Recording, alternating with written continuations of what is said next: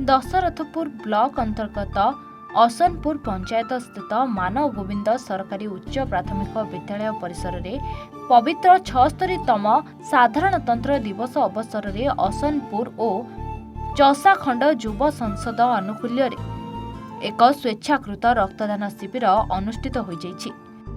उक्त शिविर को डाक्टर राजेंद्र कुमार पृष्टि आनुष्ठानिक भावे फीता काटी उद्घाटन करथिले।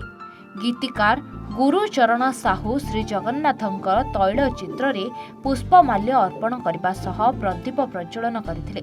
कवि प्रदीप्त कुमार दास मंत्र पाठ करथिले।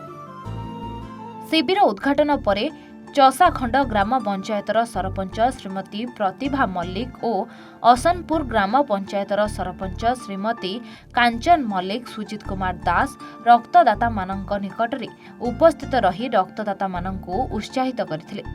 प्रदीप्त कुमार दास कंटावाणी आज जो मानगोविंद सरकारी उच्च प्राथमिक विद्यालय परिसर में अनुष्ठित होता रक्तदान शिविर बहुत नूतन रक्तदाता एवं पुरातन रक्तदाता समारोह अनुष्ठित होउछि एवं समस्ते उत्साह सहित रक्तदान करछन। रक्तदान महापुण्य ए कथा को हृदयंगम करी समस्ते रक्तदान करिया पई आगे आछि।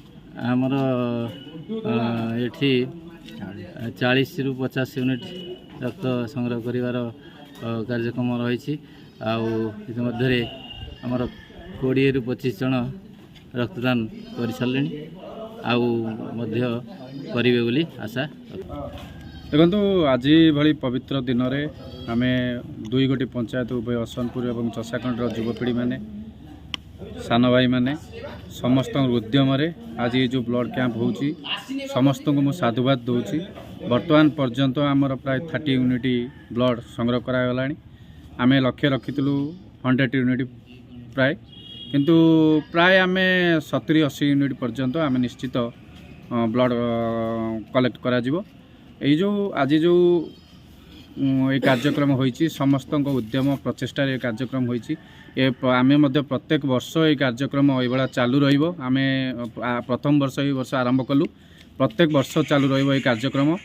समस्त जो भल पाइबा श्रद्धा एवं समस्त चेष्टा जहाँ रही आगुक बढ़िबो। अनेक बड़ भाई माने दुई गोटी पंचायतर बड़ भाई माने सान भाई माने समस्ते अनेक चेष्टा करछन्ति कि आर्थिक साहाय्य किए फिजिकली शारीरिक साहाय्य समस्ते करिछन्। समस्त प्रचेष्टा रे आज ये ब्लड कैंप अनुष्ठित होउछि।